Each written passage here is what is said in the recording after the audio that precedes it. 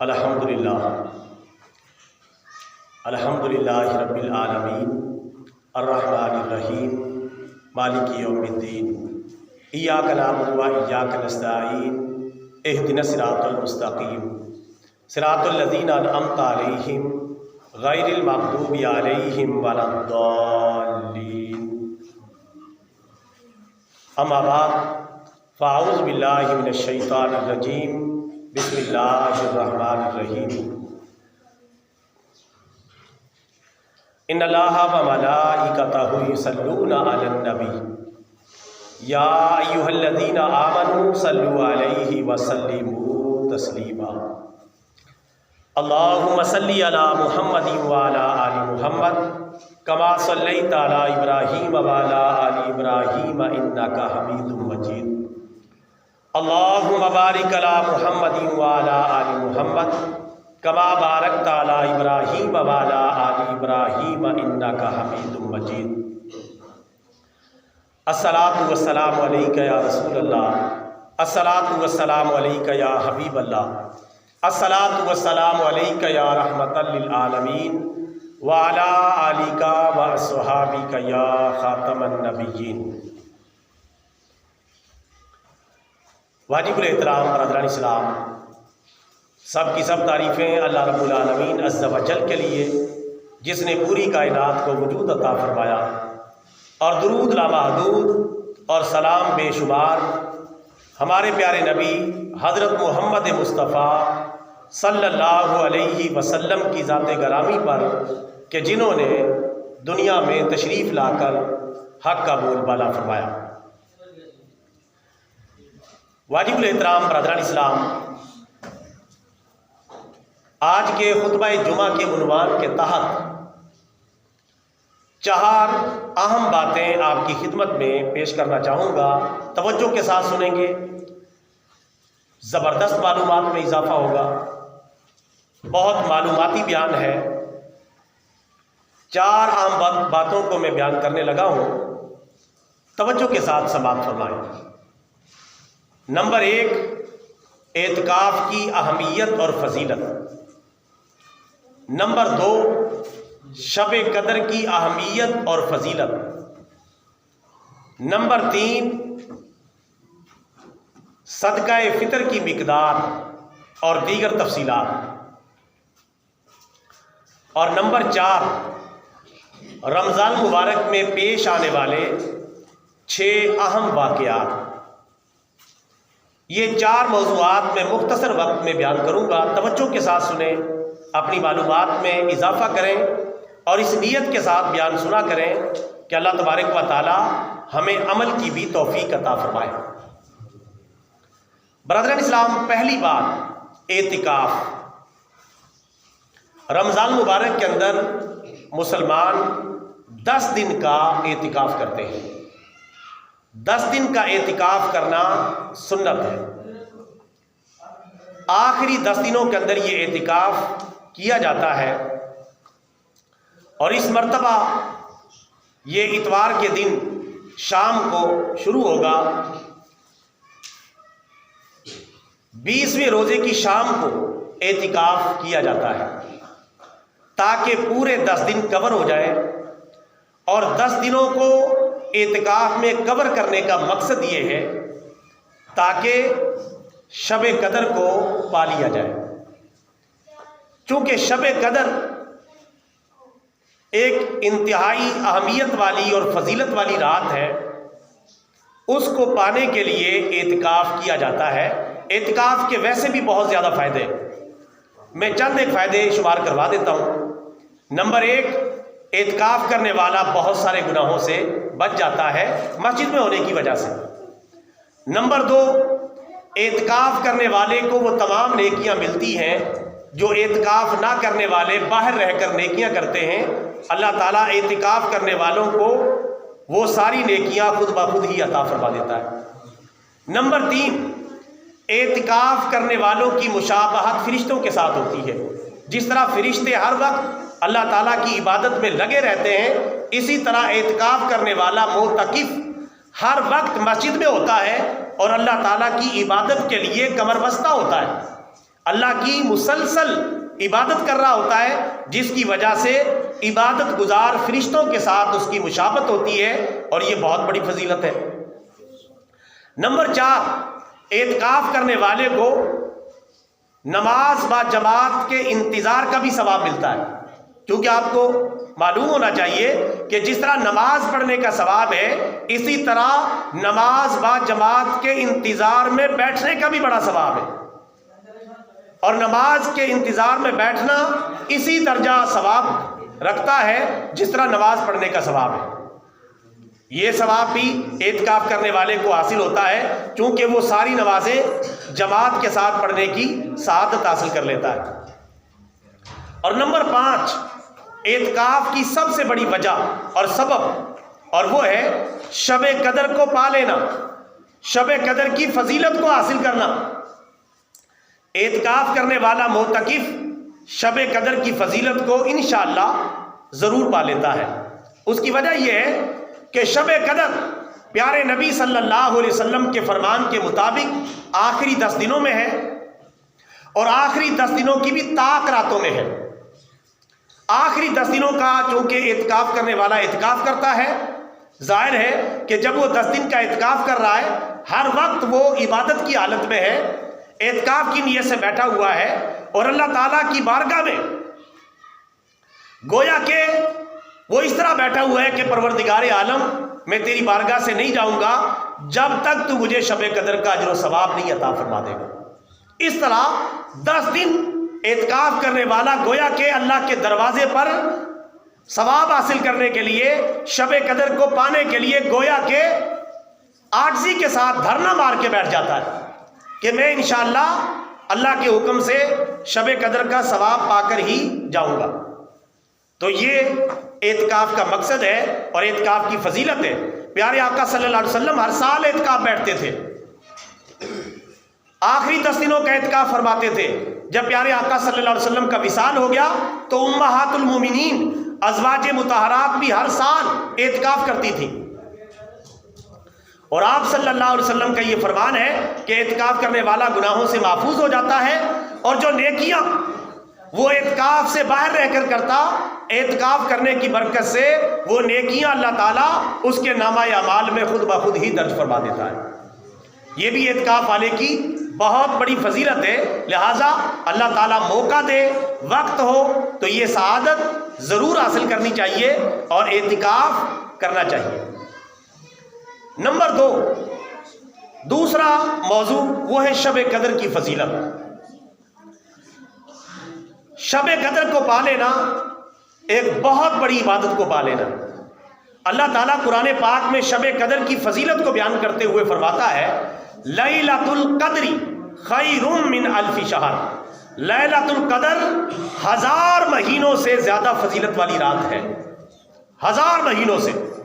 1000 مہینوں کو سالوں اور مہینوں میں کنورٹ کریں تو یہ 83 سال 4 مہینے بنتے ہیں۔ یعنی جو بندہ شب قدر کے اندر اللہ تعالیٰ کی عبادت کرتا ہے تو اس ایک رات میں عبادت کرنے کی برکت سے اللہ تعالیٰ اس عبادت گزار کے نامہ اعمال میں 83 سال اور 4 مہینے کی عبادت کے ثواب سے بھی زیادہ ثواب درج فرما دیتا ہے۔ کتنی بڑی فضیلت ہے اور کتنی بڑی سعادت ہے کہ جو شب قدر کے اندر عبادت کرنے والے کو مل جاتی ہے۔ انسان کی پوری عمر سے زیادہ، انسان کی پوری عمر زیادہ سے زیادہ 60 سال 70 سال، بہت کم لوگ ہیں جو 70 کی دہائی کو کراس کرتے ہیں۔ تو اوسطاً عمریں 60 اور 70 سال کے درمیان ہے، اور اس کے بعد بندہ اللہ کی بارگاہ میں حاضر ہو جاتا ہے، تو پوری مجموعی زندگی سے بھی زیادہ اجر و ثواب حاصل کر لیتا ہے صرف اس ایک رات میں عبادت کر کے۔ اس سے آپ اندازہ کریں کہ شب قدر کو تلاش کرنا، اس میں عبادت کرنا، اس کی ٹوہ میں رہنا کتنا ضروری ہے۔ ہمارے پیارے آقا صلی اللہ علیہ وسلم نے ارشاد فرمایا، جو شب قدر سے محروم رہا وہ ہر بھلائی سے محروم رہا، ہر خیر سے محروم رہا۔ یعنی جو شب قدر کی فضیلت جس کو نہ مل سکی، گویا کہ وہ ہر فضیلت، ہر خیر اور ہر بھلائی سے محروم ہو گیا۔ پیارے آقا صلی اللہ علیہ وسلم نے فرمایا، جو مسلمان شب قدر کے اندر اللہ تعالیٰ کی عبادت کرتا ہے، اللہ تعالیٰ اس کے پچھلے سارے گناہوں کو معاف فرما دیتا ہے۔ تو شب قدر پورے سال کے اندر ابتدا ہوتی تھی، تلاش کرنا پڑتا تھا، پھر پورے رمضان کے اندر اس کو محدود کیا گیا۔ پیارے آقا صلی اللہ علیہ وسلم نے شروع میں پہلے 10 دن کا اعتکاف کیا شب قدر کو تلاش کرنے کے لیے، پھر دوسرے 10 دن کا اعتکاف کیا شب قدر کو تلاش کرنے کے لیے، اس کے بعد آپ نے آخری 10 دنوں کا اعتکاف کیا اور فرمایا کہ میں نے پہلے 10 دنوں کا بھی اعتکاف کیا، پھر میں نے دوسرے 10 دنوں کا اعتکاف کیا، اب میں تیسرے 10 دنوں کا اعتکاف کر رہا ہوں، لہٰذا میرے ساتھ اعتکاف کرو، اعتکاف میں بیٹھو، چونکہ اللہ تعالیٰ کی بارگاہ سے مجھے دکھا دیا گیا ہے کہ شب قدر کو آخری 10 دنوں کے اندر محدود کر دیا گیا ہے۔ اور اس سے بھی بڑھ کر پیارے آقا صلی اللہ علیہ وسلم کا فرمان موجود ہے کہ شب قدر آخری 10 دنوں کی بھی طاق راتوں میں ہے، جفت راتوں میں نہیں، طاق راتوں میں، 21ویں رات، 23ویں رات، 25ویں رات، 27ویں رات اور 29ویں رات کے اندر شب قدر موجود ہوتی ہے۔ یہ 5 راتیں بھی بندہ اگر چوکنا اور ہوشیار ہو کر اللہ تعالیٰ کی عبادت نہ کر سکے تو پھر اسے شب قدر سے محرومی کا گلہ نہیں کرنا چاہیے، چونکہ اس نے ذرا سی بھی محنت نہیں کی۔ 5 دنوں کے اندر، 5 طاق راتوں کے اندر، اسی وجہ سے اعتکاف کس دن کیا جاتا ہے؟ 20ویں روزے کی شام کو، چونکہ اگلی رات آنے والی طاق رات آ رہی ہے 21ویں رات، پہلی رات ہی طاق رات ہے 21ویں رات، اس دفعہ اتوار اور پیر کی درمیانی رات طاق رات بن رہی ہے، پہلی رات، تو پہلی رات سے ہی اعتکاف شروع کر دیا تاکہ شب قدر مل جائے، شب قدر کی فضیلت حاصل ہو جائے۔ اعتکاف کا بڑا مقصد بھی شب قدر کو پانا ہے، شب قدر کے ثواب کو حاصل کرنا ہے، اور جب اعتکاف کرنے والا 10 دنوں کے لیے بیٹھ جاتا ہے تو شب قدر پانے کا اسے شاندار موقع مل جاتا ہے۔ تو شب قدر کی میرے بھائیوں بہت زیادہ فضیلت ہے۔ 27ویں رات کو بعض بھائی فوکس کر لیتے ہیں، بس یاد رکھیں کہ 27ویں رات کنفرم شب قدر نہیں ہے، شب قدر عدلتی بدلتی رہتی ہے۔ رسول پاک کے دور میں ایک مرتبہ 21ویں رات شب قدر بنی، اور پھر آپ صلی اللہ علیہ وسلم نے یہ بھی فرمایا کہ طاق راتوں کے اندر اس کو تلاش کرو۔ اگر شب قدر کنفرم ڈیٹ کے ساتھ ہوتی تو رسول پاک اسے متعین کر دیتے۔ 5 طاق راتوں کا ذکر کرنا کئی باتوں کی دلیل ہے تاکہ مسلمانوں کا شوق زندہ اور تابندہ رہے اور اسے تلاش کریں، اس کی جستجو کریں، اس کی طلب میں عبادت کریں۔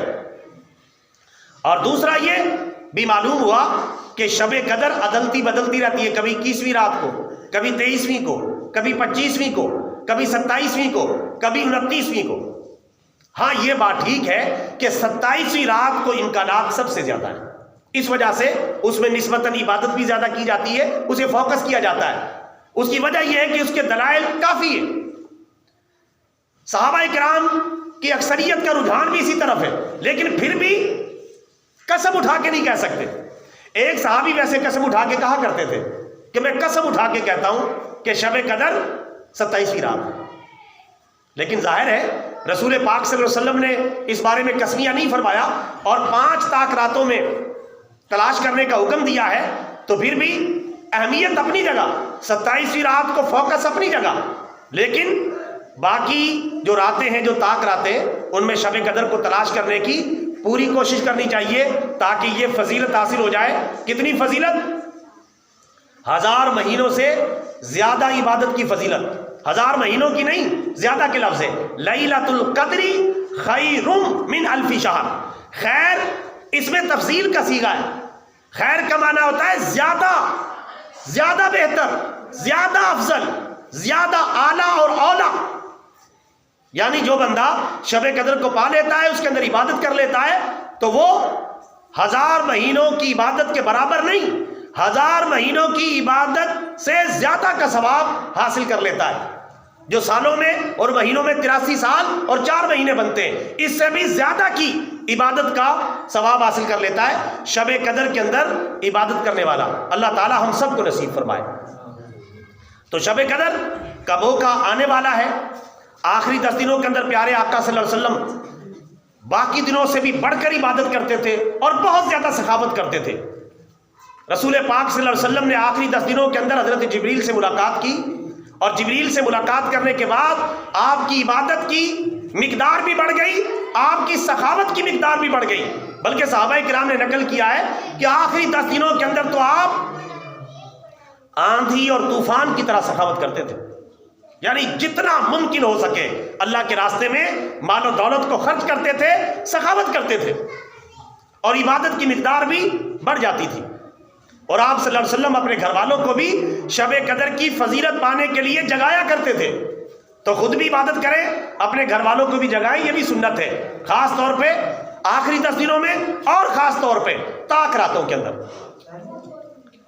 ساری زندگی سونے کے لیے پڑی ہے، جاگنا ہے تو جاگ لے، افلاک کے سائے تلے حشر تک سویا رہے گا خاک کے سائے تلے۔ چند راتیں جاگ کر اتنا زیادہ اجر و ثواب مل جانا یہ کوئی معمولی بات نہیں۔ اللہ تبارک و تعالی ہمیں شوق و ذوق عطا فرمائے۔ اگر دنیا کے معاملات میں اگر فیکٹری مالکان یہ اعلان کر دیں آئندہ کے بعد یہ جو مہینہ 1 مہینہ ہے اس میں ہر دن کی مہینے کے برابر تنخواہ ملے گی، اور ڈیوٹی جو ہے 20 گھنٹے کرنی پڑے گی، تو بڑے بڑے پہلوان نکل آئیں گے ڈیوٹی کرنے کے لیے کہ ہر دن کی تنخواہ 1 مہینے کے برابر ہے، اور ڈیوٹی جو ہے 20 گھنٹے کی، تو نبھا جائیں گے، چونکہ دنیا کا شوق و ذوق ہمارے اندر بڑا ہے۔ دنیا کمائے اتنا جتنا دنیا میں رہنا ہے، آخرت کے لیے اتنی تگ و دو کرے جتنا آخرت میں رہنا ہے۔ دنیا کے اندر 60 70 80 سال 100 سال، اور آخرت کے اندر ہمیشہ ہمیشہ کے لیے رہنا ہے۔ دنیا سے بڑھ کر آخرت کمانے کا شوق ہمارے دلوں میں ہونا چاہیے۔ کسی نے کیا خوب کہا ہے، کما لو میری جان کمانے کے دن ہے، نہ غفلت میں ہرگز گوانے کے دن ہے۔ یہ کمانے کے دن ہے، نیکیوں کا موسم بہار ہے، نیکیوں کا سیزن ہے۔ بعض بھائی سیزن کماتے سارا سال بیٹھ کے کھاتے ہیں، تو یہ رمضان کا سیزن ہے، اور اب اعتکاف کا، شب قدر کا، آخری 10 دنوں کا سیزن آ رہا ہے، اس میں جنت کما لیں، اللہ کی رضا حاصل کر لیں، پیارے نبی کی شفاعت کے مستحق بن جائیں۔ اللہ تعالی ہم سب کو سعادت عطا فرمائے۔ تیسرا اہم موضوع جو میں نے آج بیان کرنا ہے وہ ہے صدقہ فطر کی مقدار، اور فدیے کی مقدار، اور روزے کے کفارے کی مقدار، اور قسم کے کفارے کی مقدار۔ مختصراً توجہ کے ساتھ سن لیں، یہ بھول جائے گا کیونکہ اس میں فگر ہے۔ اس سال 2024 والا جو سال چل رہا ہے، یہ جو رمضان ہے، اس میں صدقہ فطر کی مقدار ہے 300 روپے فی کس۔ 300 روپے فی کس، یعنی ایک بندے کی طرف سے 300 روپے صدقہ فطر ہے۔ 5 گھر کے افراد ہیں تو 1500، 6 افراد ہیں تو 1800 روپے صدقہ فطر ہے، اور یہ واجب ہے، لازمی ادا کرنا ہے۔ تو صدقہ فطر ہر بڑے چھوٹے پر ہے، روزے رکھے ہیں یا نہیں رکھے، صدقہ فطر واجب ہے۔ بڑا فرد ہے، چھوٹا فرد ہے، 1 دن کا بچہ بھی ہے، اس کی طرف سے بھی صدقہ فطر واجب ہے۔ اور بڑے چھوٹے کا صدقہ فطر کی مقدار ایک ہی ہے، اور وہ کیا ہے، 300 روپے فی کس کے حساب سے صدقہ فطر ادا کیا جائے گا۔ اور اس کے علاوہ یہ کم سے کم صدقہ فطر کی مقدار ہے، یعنی گندم کے حساب سے۔ اگر اللہ نے زیادہ دیا ہے تو پھر جو کے حساب سے صدقہ فطر ادا کرے، اور وہ 600 روپے فی کس ہے۔ اور اگر اللہ تعالیٰ نے اور بھی زیادہ دیا ہے تو کھجور کے حساب سے صدقہ فطر ادا کرے، وہ 2400 روپے فی کس ہے۔ اللہ نے اور زیادہ دیا ہے تو پھر کشمش کے حساب سے صدقہ فطر ادا کرے، وہ 4400 روپے فی کس ہے۔ تو میں نے سب مقدار بتا دی ہے، کم از کم بھی، زیادہ زیادہ بھی۔ اب یہ 4400 والا بندہ تو کوئی اللہ کا بندہ، کوئی امیر بندہ ہی ملے گا جو 4400 روپے فی کس کے حساب سے صدقہ فطر ادا کرے، لیکن اللہ نے دیا ہے تو ادا کرنا چاہیے۔ فمن تطوع خیرا فہو خیر لکم، جو زیادہ بھلائی اور نیکی کرے گا نفلی تو یہ اس کے لیے زیادہ بہتر ہے۔ اللہ توفیق دے تو زیادہ مقدار میں صدقہ فطر ادا کرے، ورنہ کم از کم 300 روپے فی کس کے حساب سے صدقہ فطر واجب ہے۔ فدیہ، ایک روزے کا فدیہ، اگر کوئی بندہ دائمی مریض ہے یا اتنا بوڑھا ہے جس کے ریکور ہونے کا کوئی امکان نہیں، تو اس کی طرف سے فدیہ ادا کیا جائے گا روزوں کا۔ ایک روزے کا فدیہ وہی ہے جو صدقہ فطر کا فدیہ ہے۔ صدقہ فطر کی مقدار ہے، یعنی 300 روپے فی روزہ وہ فدیہ ادا کرے گا، اور 30 روزوں کا فدیہ بنے گا 9000 روپے۔ 30 روزوں کا 9000 روپے فدیہ ادا کرے گا انشاءاللہ۔ جب وہ فدیہ ادا کر دے گا اللہ تعالیٰ اسے رمضان کے روزے رکھنے کے برابر ثواب عطا فرمائے گا۔ روزے کا کفارہ، اگر کسی نے جان بوجھ کر روزہ توڑ دیا، ایک مجبوری کی وجہ سے یا کسی بیماری کی وجہ سے روزہ توڑنا پڑ گیا، تو اس کا صرف قضا ہے، کفارہ نہیں ہے، 1 دن کی قضا کر لے گا۔ لیکن کسی نے جان بوجھ کر روزہ توڑا، عمدن روزہ توڑا، اس کی سزا بہت سخت ہے۔ اس کی سزا یہ ہے کہ وہ قضا بھی کرے گا، کفارہ بھی دے گا۔ قضا یہ ہے 1 روزے کے بدلے میں 1 روزہ رکھے گا، اور کفارہ یہ ہے کہ 2 مہینے کے مسلسل روزے رکھے گا رمضان کے بعد، اور اگر ایک بھی بیچ میں ناغہ کر دیا تو پھر پہلے روزے سے دوبارہ شروع کرنے پڑیں گے۔ پچھلے روزے سارے کینسل ہو جائیں گے، چاہے وہ 40 روزے رکھ چکا ہے۔ اتنی سخت سزا ہے رمضان کا 1 روزہ چھوڑنے کی، جس سے آپ اندازہ کر لیں کہ رمضان کے روزے کی اہمیت کتنی زیادہ ہے، کیونکہ یہ فرض ہے۔ اس لیے رسول پاک صلی اللہ علیہ وسلم نے فرمایا جس نے جان بوجھ کے رمضان کا 1 روزہ بھی چھوڑ دیا، پھر وہ ساری زندگی بھی روزے رکھتا رہے، تو رمضان کے روزے کے ثواب کو دوبارہ حاصل نہیں کر سکتا۔ بہرحال اگر وہ بندہ 2 مہینے کے مسلسل روزے نہ رکھ سکے تو ہم کیا کریں؟ تو پھر اس کا مالی کفارہ ہے 18000 روپے فی روزہ۔ 18000 روپے فی روزہ، 1 توڑا ہے، 2 توڑے ہیں، 3 توڑے، اس حساب سے جو جان بوجھ کے توڑے ان کا کفارہ ادا کرے گا، تب اس کے سر سے گناہ کا خاتمہ ہوگا۔ کفارہ قسم، اگر کسی نے قسم اٹھائی اور قسم توڑ دی تو اس کا کفارہ ہے اس سال 3000 روپے فی قسم توڑنے کا کفارہ ہے۔ تو یہ میرے شرعی مسئلہ صدقہ فطر، روزے کا فدیہ، روزے کا کفارہ اور قسم کا کفارہ جو سال 2024 میں ہے وہ آپ کی خدمت میں عرض کر دیا ہے۔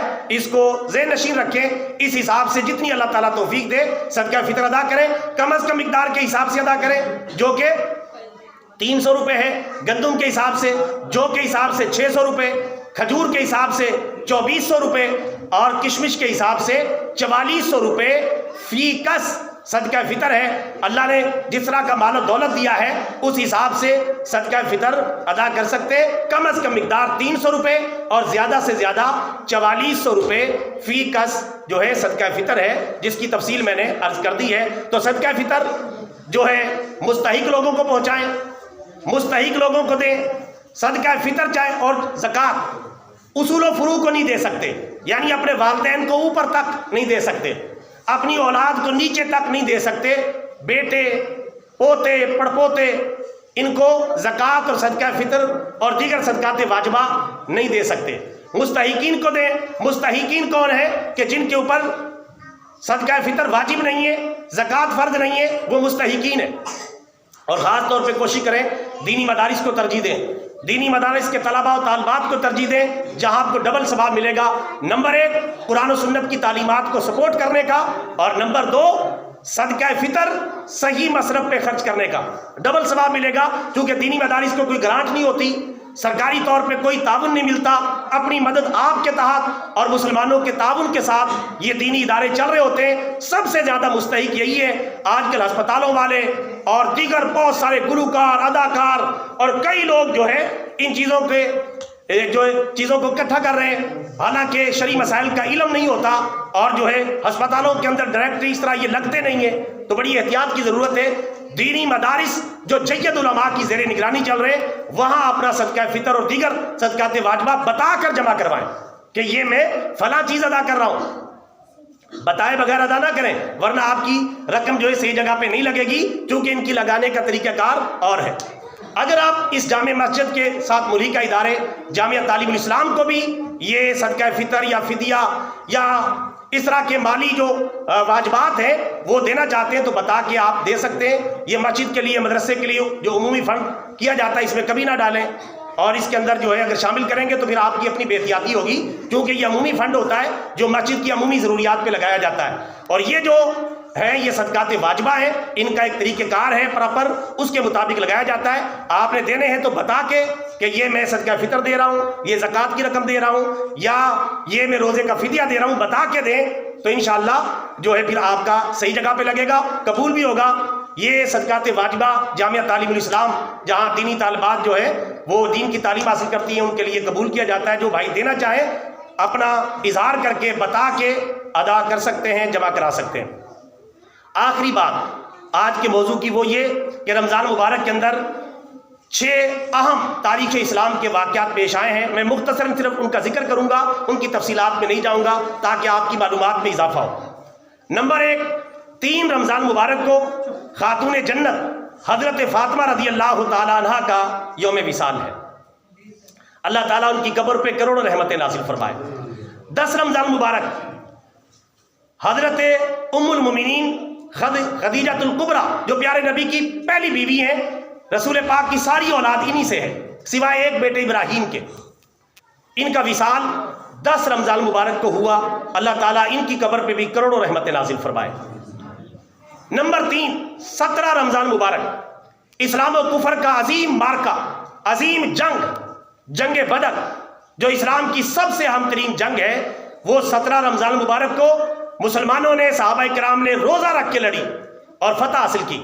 313 مسلمان تھے، مقابلے میں 1000 کافر تھے، تو 313 مسلمانوں نے 1000 کافروں کو نیست و نابود کر کے رکھ دیا، 70 کو قتل کیا، 70 کافروں کو گرفتار کر لیا، اور اسلام کا سب سے بڑا دشمن ابو جہل بھی اسی مارکے کے اندر کتے کی موت مارا گیا، اور الحمدللہ اسلام کو اللہ تعالیٰ نے فتح اور نصرت عطا فرمائی۔ یہ 17 رمضان مبارک کا واقعہ ہے۔ 14 صحابہ کرام نے جام شہادت نوش کیا، جن میں سے 6 مہاجرین تھے اور 8 انصار صحابہ کرام تھے۔ 17 رمضان مبارک کو ہی نمبر 4 جو واقعہ پیش آیا وہ ہے ام المومنین حضرت عائشہ صدیقہ طیبہ طاہرہ عالمہ فاضلہ محدثہ فقیہہ مجتہدہ، رسول پاک کی حضرت خدیجہ الکبریٰ کے بعد سب سے لاڈلی بیوی، حضرت ابوبکر صدیق کی لخت جگر ام المومنین حضرت عائشہ رضی اللہ تعالیٰ عنہ کا یوم وصال ہے۔ اللہ تعالیٰ ان کی قبر پہ بھی کروڑوں رحمتیں نازل فرمائے۔ 20 رمضان مبارک نمبر 5، یہ 5واں واقعہ جو اہم پیش آیا رمضان کے اندر۔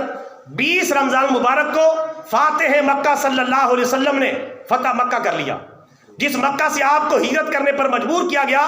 10 سال کے بعد آپ لشکر جرار کے ساتھ تشریف لائے، مکہ المکرمہ پر اسلام کا جھنڈا لہرا دیا، بغیر کسی جنگ کے مکہ مکرمہ کو فتح کر لیا۔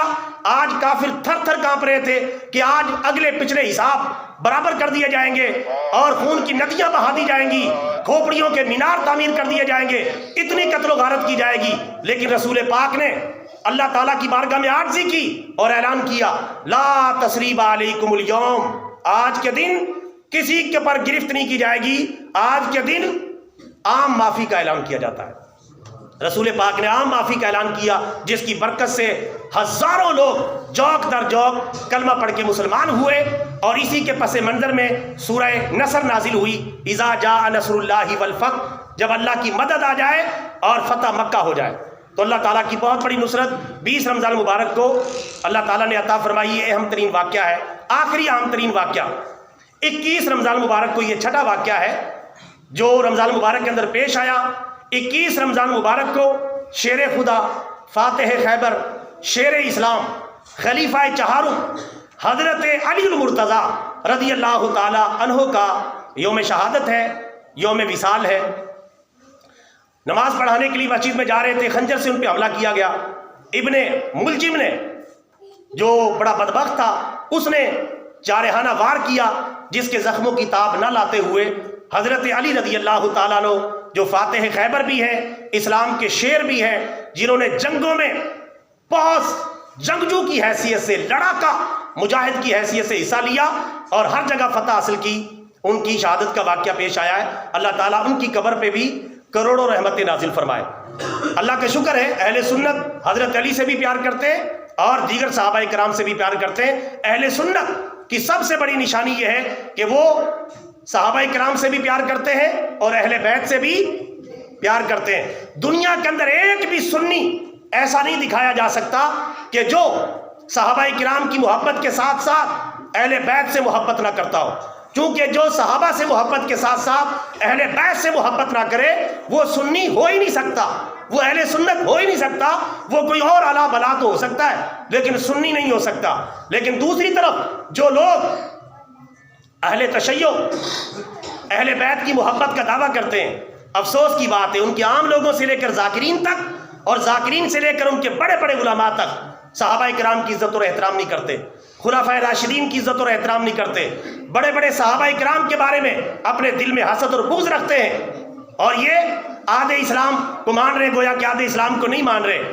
تو صحابہ کرام کی محبت ان کے دلوں میں نہیں، صرف اہل بیت کی جھوٹی محبت کا دعویٰ کرتے ہیں۔ اہل سنت کا راستہ ہی سیدھا راستہ ہے جو صحابہ کے ہر فرد سے بھی محبت کرتے ہیں اور اہل بیت کے ہر فرد سے بھی محبت کرتے ہیں اور پیار کرتے ہیں، گویا کہ ان کے پاس آدھے دین کی ترجمانی ہے اور الحمدللہ اہل سنت کے پاس پورے دین کی ترجمانی ہے۔ اللہ تبارک و تعالی ہمیں صحابہ کرام کی محبت میں اور اہل بیت کی محبت میں جینا اور مرنا نصیب فرمائے، اور رمضان مبارک کے تمام تر فضائل سے ہم سب کو مالا مال فرمائے۔ آمین ثم آمین، وآخر دعوانا ان الحمدللہ رب العالمین۔